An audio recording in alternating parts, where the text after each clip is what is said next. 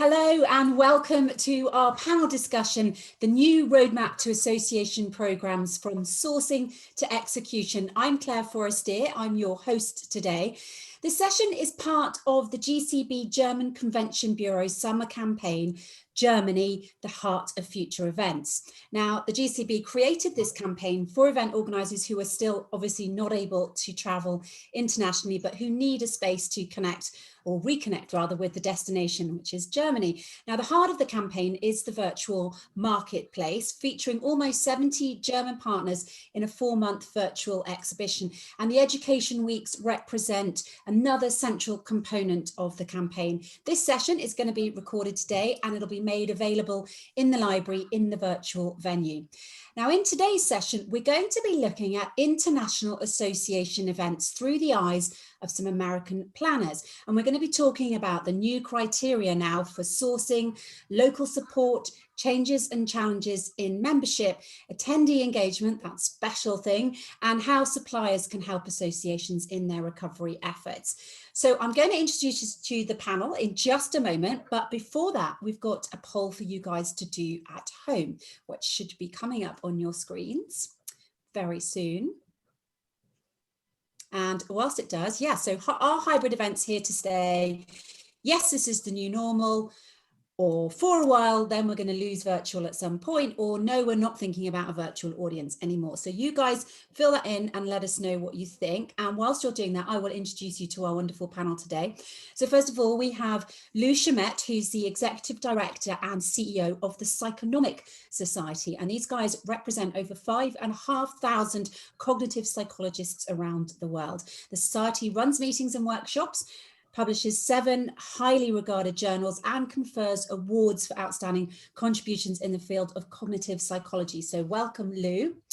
We also have Raluca Sadar. I hope I've said your name correctly there, but you'll tell me not if I haven't. She's the Executive Director of the Protein Society, which holds annual meetings in the US and internationally for people like chemists, biologists, physicists, mathematicians, students, anybody involved in the study of protein structure, function, and design. And staying with this theme of incredibly intelligent members in your associations, we have Keith Alm, who is the Chief Operating Officer for the International Society of Stem Cell Research. And that's the largest society in the world dedicated to the advancements of responsible stem cell research. And that's all about striving to advance scientific understanding and treatments to better human health. So you guys seriously belong to very impressive associations here. We're going to start the conversation, but let's just check the poll results first of all. So, it's a close call. 50% say hybrid events are the new normal, and 50% think we're going to lose virtual at some point. So, and that's quite interesting, and nobody else answered the other questions. So, okay, thank you everybody at home for filling that in. And I'm going to go to you guys first. So it has been a serious year, okay? So I have to ask, how are things? How has your strategy for events changed? And I'll come to you first here, Lou. Oh, you're muted. Had to come up once. Thank you. Yeah, what a challenging year it was. I've been in this field for about 25 years or so and never experienced anything like this before. Traveling 120, 130 days a year to being at home was a real challenge, not going into the office. There was a lot of difficulties. I think everybody had that. And then I think, of course, the stress of worrying about getting COVID and family members who have pre-existing conditions and that kind of thing really, I think, weighed on all of us. I can continue on a lot. My board of directors, they're all academics, scientists at universities around the world, and they immediately had to start learning how to present remotely all of their classes and things, and the stress for them switching over to that kind of bled into the society's activities, and it was just a challenge for everybody, very emotional, a lot of opinions on how we should advance things, and we worked through it, but it was a very challenging time. How is it affecting, I suppose, your strategy for events going forward now? What do you think? Sure. I can take that, but do we want to ask others? I mean, Claire. Yeah, well, okay, well, that's your taste. So you were saying, okay, we'll come back to that then. It's quite emotional for your members, you think, and it's had quite an impact on them. Yeah, it was. Mentally. Right, and they're used to traveling all the time, and obviously that affected everybody. They want to see each other desperately. I think they have found a new appreciation for the meetings because of not being able to connect, just like we are doing personally with our family members. I think it's the same idea. It is, we have shifted to a lot of online seminars, a lot of online meetings, and Zoom is my new best friend, whether I want it to be or not. Yeah, 36 Zoom calls was my record in 1 week. So it is just a ridiculous, but you know, we were able to continue, and we are now doing things we talked about for the last 15 or 20 years. You know, how do we connect people virtually? And we were able to do that for our meeting this past fall, which was all virtual. So generally it's been tough, but you have come up with some kind of new ways of doing things, and they are buying into it. Well, they have bought into it. Absolutely. And some of those came up through the membership into the leadership. Some of them came from my other CEO colleagues and working together, trying to figure out what our new normal. I know that's kind of silly, but I do think this really changed a lot of things, and some for the better, really. Thank you. Well, we'll come back and find out more about the new strategy going forward, but I'll ask you, if I may, Raluca, is it a similar story to Lou, or did your members take things differently? Well, I think we kind of had a heads up. I remember when things were changing, I think at the end of February, and we are still hopeful, this was last year, that we would have a summer meeting in Japan, which took about 3.5 years of planning. That we were going for it, and a lot of my board members were kind of, you know,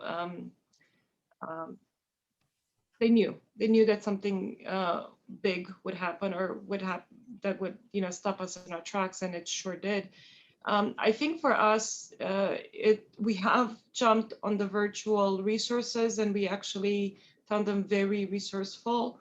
But in my opinion, they do not replace in-person meetings, and our society exists to bring people together. Research is meant to be shared, and we want to recognize career paths, and we want to, you know, recognize accomplishments. But so I think we will continue to offer virtual resources, but we look forward to bringing people in person.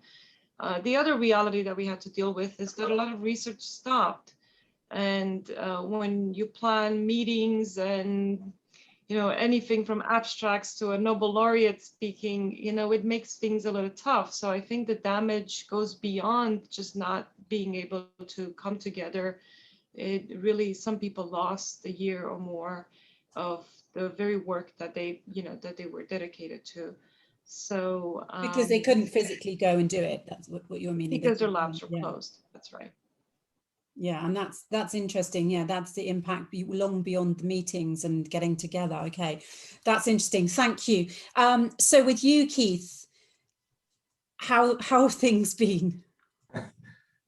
So I would first of all just echo Raluca's and Lou's sentiment that it's been a tremendously difficult period of time. A lot of us have lost family and friends, and have not been, you know, some of our work has been just halted and stayed in one place. And there was a long period of time where there was a lot of anxiety and fear about you know, where we were going.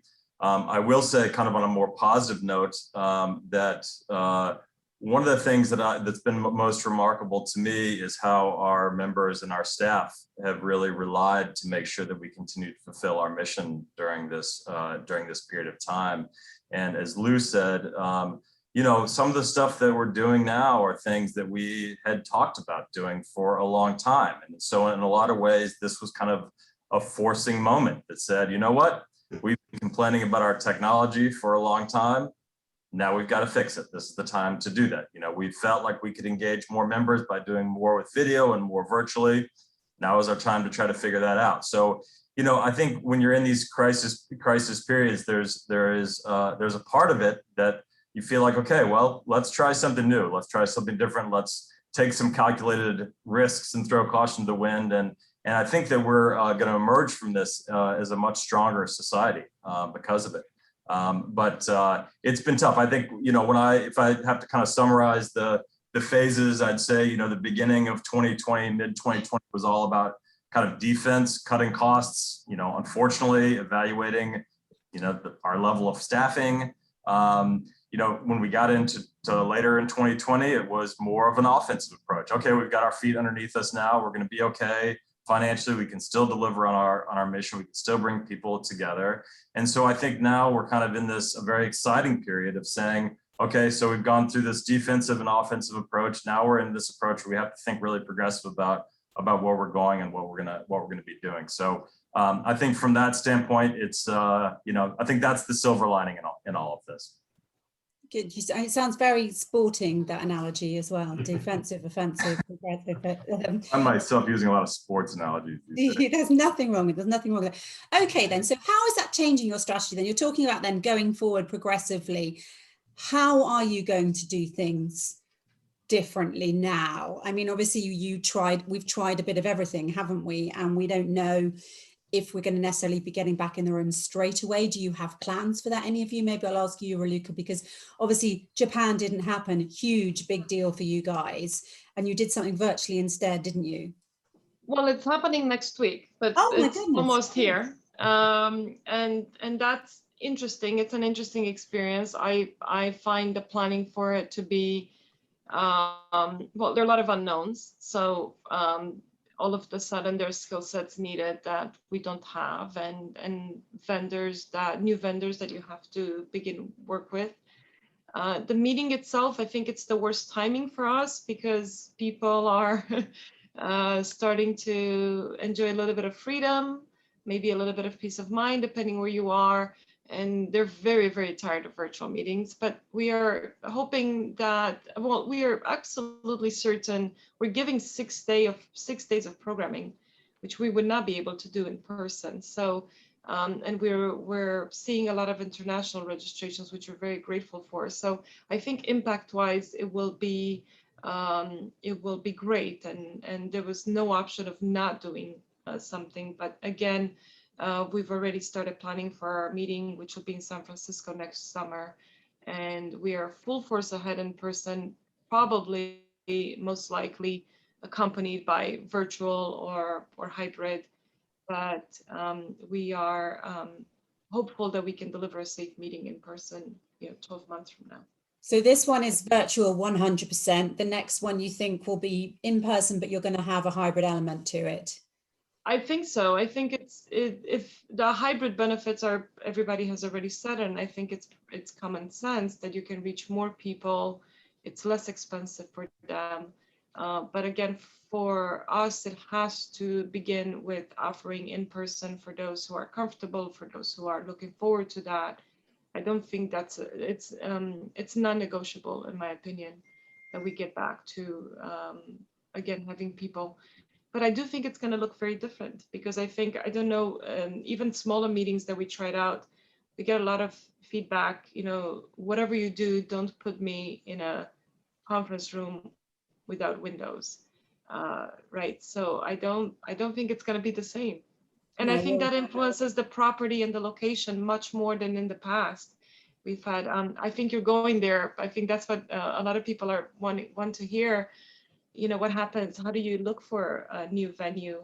And I do think that the variables have changed for what we are looking for. I think you're absolutely right. Well, look, we'll get onto that in a moment because I think that it's one of the changes as well, that the way hotels, venues, and providers are going to be needing to change what they do and where we look for events. Your traditional venue supplier might not be what you wanted. What about you, Lou, in terms of changing your strategy going forward? What are you going to be doing now with your events? Well, so there's couple different ways of having hybrid meetings, right? You can project the on-site meeting out to the world. We actually started doing this before the pandemic, had a little practice, didn't do a lot of our sessions, just our key ones, keynote, and some of our main symposium and some award addresses. And we tried that out, and that seemed like a good step. We were just going to do that for a few years. Then the pandemic hit, and we had people who wanted to present remotely. Well, we ended up canceling our meeting completely, the face-to-face meeting, and held it virtually. The submission process was slow. We probably had about a 40% drop off. But the attendance ended up being, when it was fully online, being twice as much. So we did open up that audience a lot better. So by going virtual. Of course, as Lucas said, our members want to get back together. Our board voted to have our meeting this fall in person. And then we're going to have a virtual component to that as well. And, I've been doing this again for about 25 years or so. I've always been able to estimate how many attendees are coming. This year in November, it's a real challenge, right? I need a crystal ball that's clearer than the one I have right now, because I can't see through it. So. Oh, you've gone mute there. It must have decided it's had enough of you talking. Carry on. Thanks. So, we're trying to estimate how to do that. And ultimately, we came up with a number of 40% on site and the rest remote. Well, we're going to be checking that between now and November. And the staff, I've told them that the word for this year is flexibility. We're going to have people who, when they submitted, said that they want to present virtually, but in a couple months and they open up, there's obviously a lot of excitement here in the US, and not so much maybe in some of the other countries. So people who may have wanted to present remotely now are talking about presenting on site. So, how do you handle contracts? I won't go into all that, but what I can, at least not yet, maybe we'll talk about it a little bit, is we are planning on doing remote meetings for the indefinite period. And we are going to be allowing remote presentations into a live meeting room, but it will be pre-recorded. Because there's still technology issues with people working out of their home offices in, say, the south of Spain or right, and we don't want their science presentation to be a problem. So what we allow for is a 15-minute talk and then a 5-minute live Q&A, and we're doing that for about 1,400 presentations. So that is a big challenge going forward. And that is what our board has asked for, and they want to do that going forward. I tried to step them into it, maybe try something one year and then maybe next year add something. They wanted to jump feet first. So that's what we're doing. It's a huge amount of work. It is a huge amount of work because, it's taking on, as you said, you've been doing this for 25 years. You don't have the data anymore that you had about stuff. It's kind of a complete guess it. And also those are other skills that you're needing to bring in then, people to produce that and get those recordings looking good and of a high quality and getting them then played into the program. And you're suddenly having to almost run a broadcast event as well. There's a lot going on. So Keith, with you guys, how are you embracing, it sounds like Lou's organization is getting quite with it and trying to and really go into the hybrid world. What are you guys going to do? That's what we're going to do as well. I mean, I think we are looking at a very much of a hybrid future. It was interesting in that poll. I'm not sure how many people answered that poll, but of the split between the 50-50 of it's here to stay and it may trail off for a little while. I do think it's something that we're going to continue to monitor very closely, the virtual aspect of the digital programs that we do. We've had tremendous success with them for the past the past year. But we're also aware that, people are flooded with virtual events right now too. And so you kind of wonder at what point have we reached, saturation with that. So we'll keep a close eye on it. But for now, we are planning to go full steam ahead with continuing to have our virtual only programs. And then when we have in-person programs, to do them in a hybrid way. I think strategically on our side to do that, what we're seeing is that it's cost prohibitive to try to, every time you have one of these meetings, to invest in the in-person meeting and to build kind of a standalone platform, virtually for each one of those meetings too. And a lot of kind of the vendors and things that we use for things like, registration are so costly as well. And so for some of that, we've tried to, one, insource as much of that technology as we can. And then number two is try to find some economies of scale. So finding platforms and ways of doing things that can be used across multiple events, as opposed to doing things in a one-off matter. Well, you raised that point. I mean, hybrid virtual to increase your reach is fantastic, but yes, not cheap, this whole new way of doing things. And, you mentioned as well, Raluca, there earlier about how the venues are going to have to be, really totally different. You can't get away now with a hotel, for example, saying, well, you're going to have to pay extra for Wi-Fi and stuff. That's a given, but also all this added cost. How are you planning to get around it, or what are you planning to do with it? Well, we're just getting a glimpse. We're planning a 2024 meeting now, or a site selection rather, and we're getting a glimpse of how the numbers have changed. And for us, it's quite scary. My organization is smaller. We bring around 1,000 people, or up to 1,000 people for any given meeting. So that's small for a hotel of the size that we're looking for, because we have, more than 500 posters and concurrent sessions and so on. So we're I think in a difficult position where we need a lot of space, and we need a location that is friendly to our mission.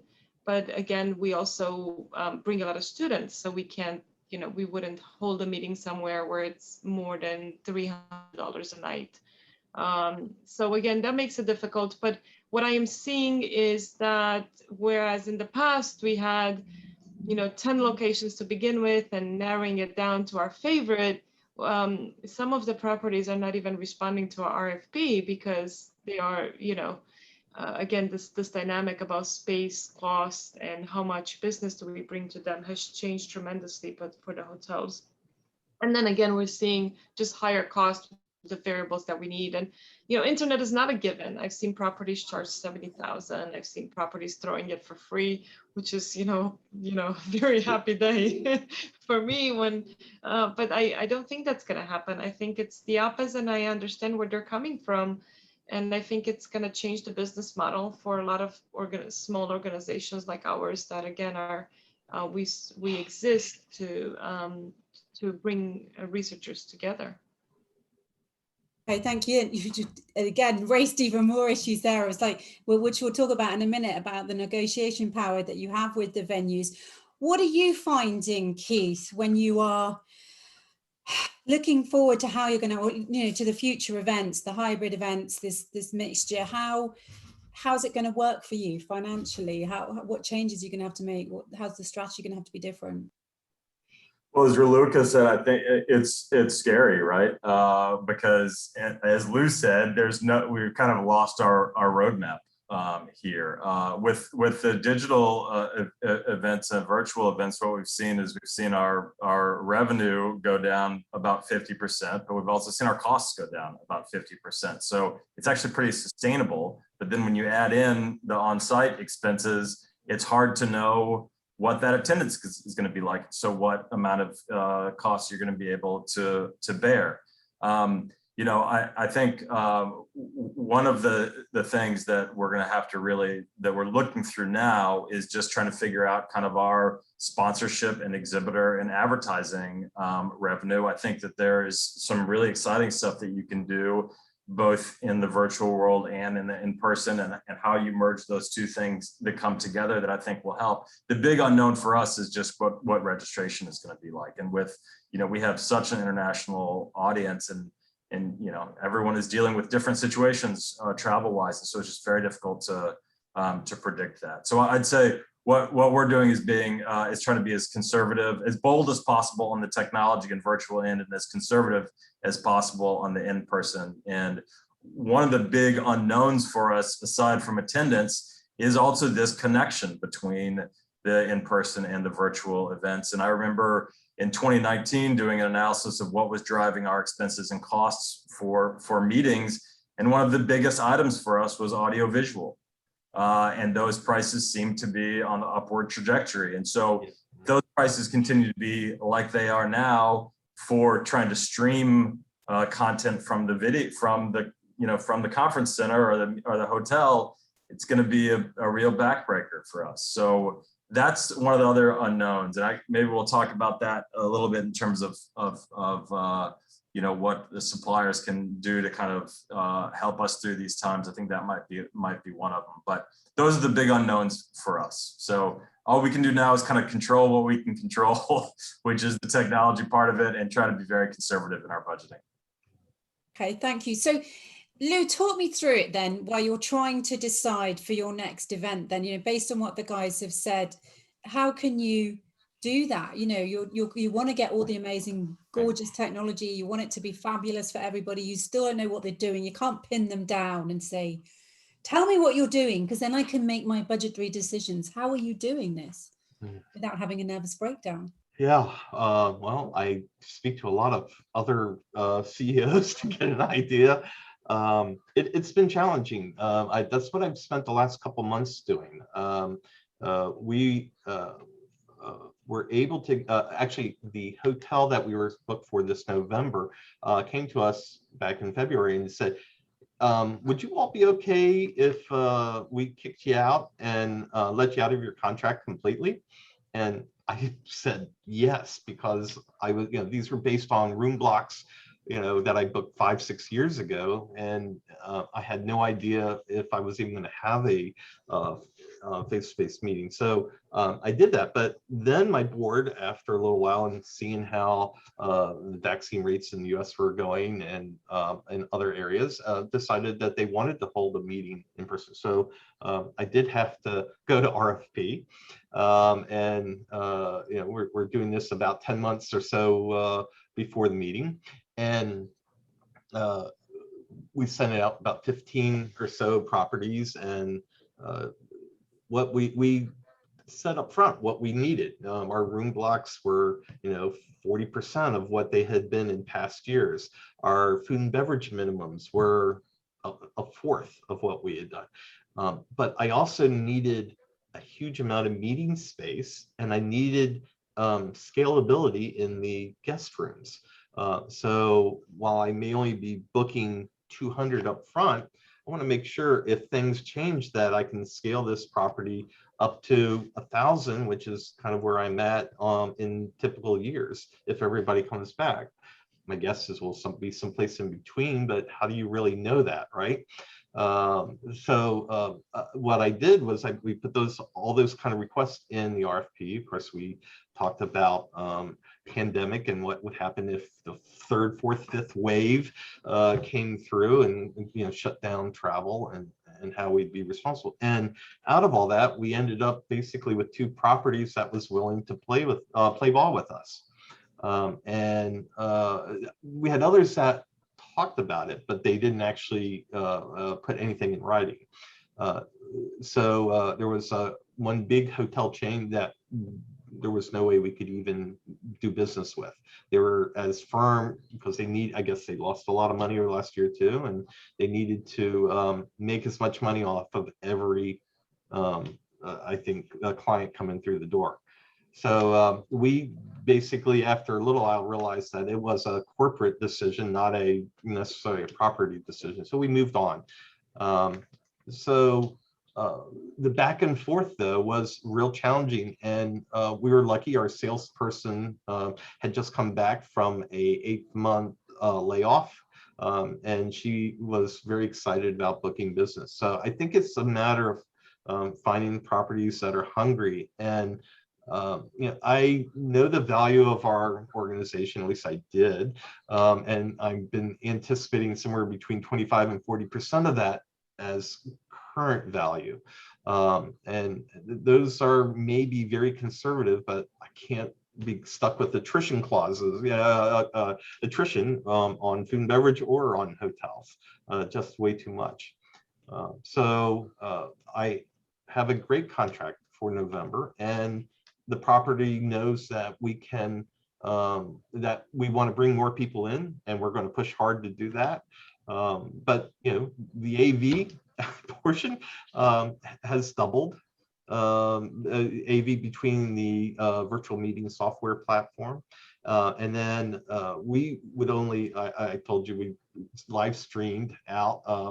That was only one room. Now we're doing it in 8 rooms. So that's 8 camera operators, which basically precluded us from one city that's heavily union, because those costs even went up higher again. So right now, with a face-to-face meeting and a virtual platform, we are looking at double the expense of what we typically deal with. We can handle it, but that is not something we wanted to do. We have investment requirements and goals that we're trying to make, and so we've decided to do it this year. And then we'll keep talking about it as a board, and try to figure out future years. And future years is what I'm really worried about, because I have booked my meeting out 5 years.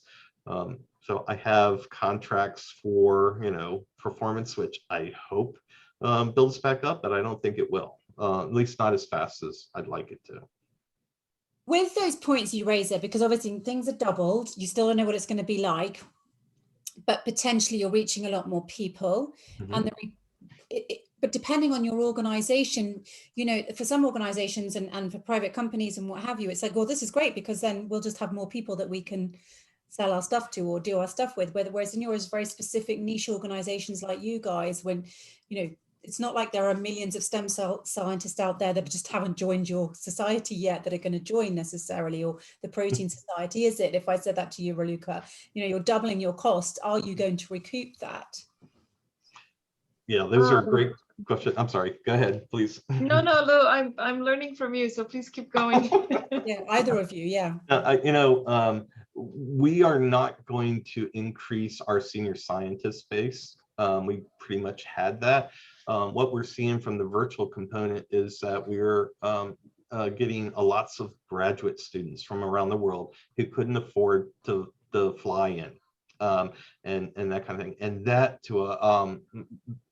we think is just a fantastic move, and that's what's helping to spur our growth. And we actually had our highest membership attendance membership last year, and it's currently going the same way. So I think that has been fantastic for us, and why we're not going to stop. Now, I don't believe the senior scientists are going to be dropping out and going, I don't really want to go. I can just look at it on my computer when I want, because everybody realizes that doesn't work too well. Your spouse is asking you to go cut the grass or help out in the kitchen or take care of a kid or whatever, right? Now you're doing it. So. Yeah, it's that's why you can't guess. They might all be desperate to escape by November, or they might not want to. And just generally with events, they are going to have to be pretty awesome now to get people to pick them over the other things they have to go to. Really, what are you guys doing to maybe recoup the money you're spending? Can you get different arrangements with sponsors and people like that? Is there any way around that? Yes, I think we'll have to be smarter, but we'll also have to give more back. We could spend, I think, a couple of hours at least talking about virtual meeting sponsorships and how our sponsors are struggling and where's the return on investment, So if you want a relationship with your sponsors, you won't raise up the prices until you promise that you can deliver a solid in-person meeting, and that will be well attended. So there's a little bit of room there. And I think, again, hopefully we'll see an influx of more industry presence. And I think that's possible in the biotech field. But we certainly are not going to raise the cost of our, and I have to be careful because I'm recorded, but in my opinion, if I can help it, all the disclaimers, we are not going to raise the cost of our conference. It's inexpensive. We keep it that way. Again, we have to think of our mission, our goals. We are a nonprofit. So it's going to boil down to finding that property, which Lou, I'm very impressed that you did, and I'm going to be giving you a call, that is more flexible. And I'm going to really care about if previously my staff did a site visit and looked at, how big are the rooms and what's the view like, I'm going to ask them to look at how much does AV cost, and what's the outdoor space like. So we are just going to try to lower the cost, lower it from doubling. Let me make that clear. So that's the goal. I don't think we have a lot of tools on the other side. And again, it's non-negotiable that we will not put this cost on our constituents. But that's where I think suppliers have to figure it out. And I say this politely, but I know that some meeting costs are kind of made up. You could tell in the past. And it was part of a business model, but it just didn't make sense. And I think that has to be now on the table. I think everything is going to be much more, we're going to study it more, and we're going to add up the numbers. And the good news is that it is a bottom line. So, if it's a vendor who's bringing different vendors and suppliers together, and they charge us one price, I think that's going to look more appealing than having to negotiate with 5-6 different vendors, because again, the priorities have changed. I no longer care about how many rooms the hotel has, assuming that they can, fit us, how big it is, the view, the size of the rooms in particular. I much more care about now about the cost of running a safe meeting. That's interesting. So it's like how things have changed for you. Okay, what about you then, Keith? I mean, are there ways you can think about monetizing the events differently now to kind of cover these doubling of costs? Well, I think it's gonna depend on what we can do in the virtual component of these hybrid meetings. We have a lot of exhibitors and sponsors who were very reluctant to invest in the virtual part of our meeting, for the same things that Raluca, outlined in terms of not knowing what the return on investment is. But we've also had a lot of them come around and say, we really like the virtual programming because we get more data on who attends, the sessions that we've sponsored, and we get more qualified leads, and we can do more segmented marketing because we have more information about the audience than we would in person. We have the same contingent, however, that says, I still don't really want anything to do with the virtual meetings. I want my exhibit booth and to be able to meet, people face to face. So if we can find a model that combines the two of those things, I think that it can be financially workable. But that's really the new business model that we have to work through now. Okay, so you've shared, you guys, some of the challenges and what's concerning you. We've got another quick poll for everybody at home, and then I'm going to ask you what the venues and the hotels and other providers could be doing to help you. So how is our poll coming up? Here we go. So the poll question is, when are you planning on traveling internationally for your first in-person programs? So are you already swanning around the world? Is it going to be the next 3 to 6 months? Is it not going to be until 2022?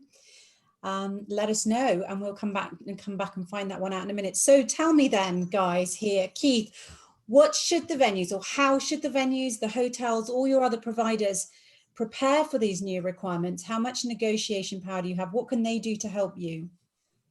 I think number one is just a lot of communication. I feel like at this point, there's, when we're negotiating contracts right now, there's just still a lot of unknowns about distancing rules and cleaning costs and all that stuff. So I think over communicating is an important one. I think the other one is, which Lou and Raluca both talked about, which is just trying to be flexible too, in terms of in terms of room blocks and space that we need to use, flexibility, to rebook if we need to.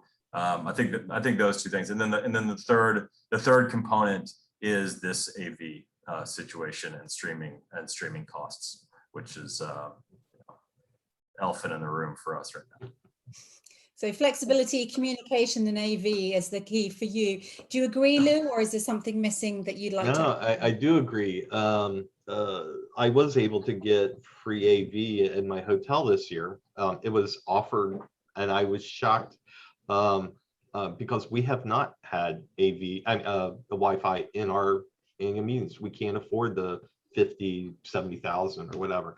Even if they, cut it in half and put it at 25,000, it's still too high for us with our rates and that kind of thing. So the fact is I think our property really wanted us to come, and they were willing to bend some rules. And I think they also realized that we are putting a lot of money into AV techs, camera operators, and then of course the virtual meeting software platform and all the production that goes into that. And we can't just up our registration rates on all of our members to do that, because in fact many of them had either lost their jobs, or there was hiring freezes at universities, or more of the senior people actually had some pay cuts, and who are in the admin part of universities. So the idea of us trying to put more money, get more money out of our members, just wasn't the right thing to do in our mind. So what we've done, we've done our best to work with the hotels, but we're also cutting some of our own expenses, and in a way it feels a little bit like compromising standards that I've tried to set for the organization. But for example, we're not doing tote bags this year. We are not doing printed program books on site. Those are huge expenses, so those alone help cut down and cover 3 days of camera operators in 2 rooms, as an example. So I've been shifting those type of things. I think it helps, but my old senior members, they don't really care about tote bags, but I know that the young graduate students absolutely prefer those kind of tchotchkes and things, that are going around. So one other big thing we're doing, not for this year, but for next year, to help also cut costs, are we've had these abstract books that spend a lot of time in design and layout and copy editing. It's around 350, 400 pages. And we've decided starting next year that we are just going to do a rolling Microsoft Word document that is not overly designed. We'll throw some pretty graphics on the front and maybe in the back or whatever, because we need to have something on our website that shows history. But that will cut another $25,000 off of our budget again. We'll see if our members will have some problems with that or not. I mean, it will still be fine. It'll be searchable. It'll be an actual PDF. But those are some things that we're trying to do internally. The one other thing that I wanted to mention here, about the cost of AV, but with a hybrid meeting, the staffing challenges are huge and expensive. My director of meetings is spectacular. She's been doing this for a while and really has embraced the virtual world. Even so, and she's just, she is spectacular. She still has to run 2 meetings I mean, literally, she's going to be on site, and then she's got this, virtually. So we're looking at building a command center, kind of like NASA, with lots of TVs and things in one room. But I would like to not ship all, 12 or 14 staff just to cover that room if I could have them work from home, like we did last year. But it seems like from a management perspective, it may be better to actually spend that money and be able, and I can do it in my budget, to have that in there. But finding the extra people to work, right? Because I only have so many staff. I have to work outside and bring other volunteers in, kind of like what you do with the AV companies. When they come in, they bring local AV people to help, in the rooms or whatever. We're going to have the same kind of thing happening with the meeting planning, I think. Definitely. So, huge challenges. The AV people, and it's the studio side of it and everything else, because you are literally running a whole different kind of output as well, like two different outputs. So interesting what you said there. You always have to rob Peter to pay Paul in certain ways, because you do not want to increase the costs of things for your customers, for your members. Raluca, what do you think? The guys mentioned those are flexibility, communication, AV. Is there something else that you really want the venues and the other providers to be doing to help? Oh, you're muted. I was going for a record there. I think that covers it all. I would say, again, back to sort of like an all-inclusive price. That's what the hotel, who has the power and who brings most of the vendors together to think about, because I think it's going to work much better. Of course, all of our needs are different, and but if it's going to remain separated, where the AV company dictates whatever cost they want, the Wi-Fi supplier sometimes is completely different from the hotel and the AV company, and so on. If the list goes on, and for us, F&B has been, I don't know about Keith and Lou, but has been incredibly expensive. We're looking at negotiated prices of $50 per lunchbox, and we'd like to provide these. I don't know if we can cut food. People will definitely not come back the following year. So again, I think in particular, I think of hotels as one umbrella, but I understand the different components, and I would look at the all-inclusive price and try to balance that in a way that it makes it appealing. If you do that, again, it doesn't really matter for me where the cost savings come from, because it's always a bottom line. Then I'm much more inclined to pay attention.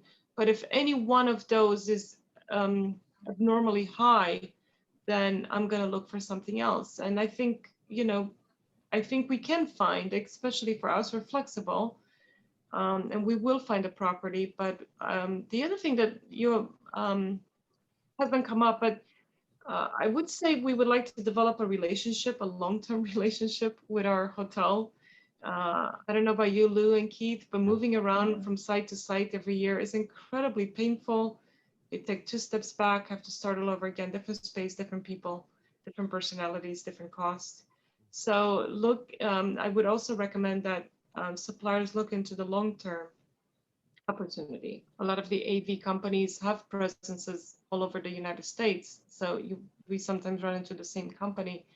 So multi-year contracts are something that we're very much interested into guaranteeing business, but again, not having to start from scratch every year. It's not going to be doable with all the extra variables that we're dealing with. No, well, this is good. You shared your challenges, and people listening who want associations to have events at their places, they should be taking note. It's coming up with a good overall price, and everything's there, and reducing the hassle and the stress, and also thinking long term, not just, how do we quickly recoup things this year and screw all the associations to the wall with these ridiculous prices. So no, that's a really interesting point. So I'm conscious we've got about 10 minutes left. So I want to ask you guys, I know we've shared challenges, but going forward now, what is your biggest worry? What is really keeping you awake at night, and what would fix it? I mean, we talked about a little bit then, but I feel I need to come to you, Lou. I feel you look like you have a lot of things keeping you awake at night at the moment. Thanks, I do. I won't go into it, but yes. I think right now my biggest concerns are my future year contracts, and how well my members will bounce back for attending. I think that I'll be able to handle the hybrid setup. My staff is spectacular. They're going to work really hard. It's going to be very, I mean, it's not a given that we're going to pull it off great, but I think we will do our best. But these future year contracts with the hotels, some I could owe anywhere from $300,000 to $800,000 on them, depending on what city they are, those type of things, because I do raise or lower my room blocks. So yeah, that bothers me very much. One thing I did want to say before though is that I assume we have some hotels listening in. We are being one-sided here. We're telling you all what we want, and we know we need to be good partners with hotels also. And we want to come back, and we want to, you know, the properties that let us out of contracts, we want to get back into that and work with them. And I think that that is really important. But as Keith said, communication and letting them know what the realities are for us. And you know, I book my meetings primarily in top tier cities, but you know, if I have to, I will drop one tier down and go to other cities to find the deal. And I think that that is something that other CEOs here in the DC area are thinking about moving forward. I mean, I'd love to stay in these big cities because they're easy for my international members to make it, but if you know they can't give us the deal we need, we may have to drop down a tier. So and that's hard. Absolutely. So although you could find the most perfect little places to go that nobody knows about, you know, there's hoteliers listening, ha ha ha, you know, how to get them into like the next city away from wherever the capital are. Yeah, it's an interesting point, isn't it? Mm-hmm. Okay, thank you. So, okay, what about you, Keith? What of all the things that are worrying you most, challenging you most, do you think how would you solve that problem? Well, I think Lou nailed it with just talking about the years out is the thing that we think about the budget for that. And I'm glad you brought up staffing too, because essentially, you know, we've now gone from an organization that, you know, had an annual meeting and 2 to 3 kind of regional meetings a year, now to an organization that has year-round programming. Almost every week we have something now. And so, you know, making sure that we're staffed right and our staff can handle it. They've been absolutely unbelievable in what they've been able to achieve this year, and we're really lucky, but making sure that we have the capacity that we need staff-wise. I also think that the point that Lou made about the partnerships that we have with hotels and event centers is really, really important. I mean, this needs to be kind of a thing that we work on together, more of an all ships rise kind of scenario, as opposed to just hard negotiation back and forth. And I do look at the hybrid meetings as a way to you know, kind of market the importance of bringing people back to the in-person events too. And so I think that if the hotels and conference centers can work with us to navigate this hybrid period, it's going to be beneficial long term to, you know, having people remember why they want to be there in person as well. Good bit of collaboration then between everybody, really, yes. rather than all go back into our little entrenched battle spots and, you know, pick what we want. It's like, let's all work together. Okay, I like that. The people listening, you know, this is what your associations want. Reach out to them and find out how you can help. Raluca, what's your biggest challenge, do you think, going forward, and how could it be fixed? Well, I'm glad Keith and Lou answered first, because all of those and more, but I think even more so than that, perhaps a different nuance is bringing people back to our meetings. So I think there are a number of people, and we are seeing this more and more, that are just not willing to travel or willing to, again, go to a meeting in a box, as I heard someone call it, you know. I'm not, you know, those I cannot do anything about, and I respect their wishes, but I am worried about the people that are going to have to choose, whereas they used to go to 5 meetings, now they can only go to 1 or 2. That's because of budget constraints or preferences or whatever. And I think that's going to be the biggest challenge, is getting people back to choose our conference, or to not forget about us in a matter of speaking. So that for me is something that I think it's definitely going to come up sooner rather than later. And it worries me because again, it defines largely what we do. We have a journal and we have a place in protein science, but we still believe that people need to come together, and that we're providing a huge benefit by holding these meetings. If that's not true, then everything has to be reevaluated. And that's a whole other conversation, isn't it? How do you stand out in the world of meetings when you're limited with budgets, when all this other stuff's going on? Okay, so before we sink into the depths of despair in our last 4 minutes, I want to end on a positive note. What's the key thing you've learned this last year? The key thing that you've done that we could all learn to move forward from successfully? A good thing? Come on, Lou, dig deep. No, I know you've got lots. What's been something good? I mean, some of you mentioned it earlier, but maybe if there's something else, tell me something good about the last year, or a way that it's something exciting to look forward to. I'm going to say that the thing that surprised me and has pleased me the most is really how staff have changed and handled this situation, and how amazing they've been. Most of us are working from home. I actually am in office, but I'm not requiring anybody to go back into an office, and they have just been on it. We've been friendly, with fun. When we get together, my plan is just to celebrate, not to be a boss. I want them to enjoy being together, and it has been amazing. For some of us who've been doing this a while, we got into a routine, and I think this past year broke us out of that routine, caused us to think about things, challenged us more than I've been challenged in the other 24 years combined, whatever. I think we've come out of it maybe a little beat up and a little bruised, but I think we're better for it. And I think that's just going to make the societies better.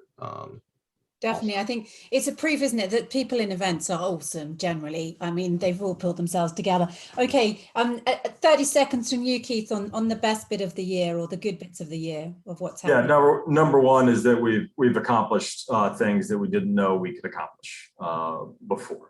We've been able to punch way above our weight class, and that's been fun to watch the staff be able to accomplish that, and are immensely proud of that. And number two is that for our membership, we've now come up with ways to make our meetings and events more accessible to our members around the world. And for us, that's what we're here to do. And I think we've got some great new tools to be able to do that better than we ever have. Thank you. And Raluca, what about you? I have to say I'm very proud of the work that protein scientists do. That to me is number one. I think now more than ever, they're crucial. Definitely reaching more people, and the way we all pull together, that has been a blessing, really. Thank you, guys. Well, time is up, really. It's been a fascinating conversation. Lots of food for thought for those of us in events. And I'm really grateful to Lou, Raluca, and Keith there for being so honest and sharing the trials and a lot of tribulations too at the end there of their roles in this very changed events landscape. Now, while you guys are here in the GCB's virtual venue, have a look around the virtual exhibition, meet with some of the German partners, find out what's new and how venues and hotels and everything in Germany are preparing for the new now. And to access the exhibition, you just click on the summer exhibition, summer campaign exhibition in the navigation bar. And there is more education to come. So join us for the last 2 sessions of the campaign tomorrow. That's it though. Have a wonderful rest of the day wherever you are in the world. And many thanks for your time today. Thanks for having us. Thank you.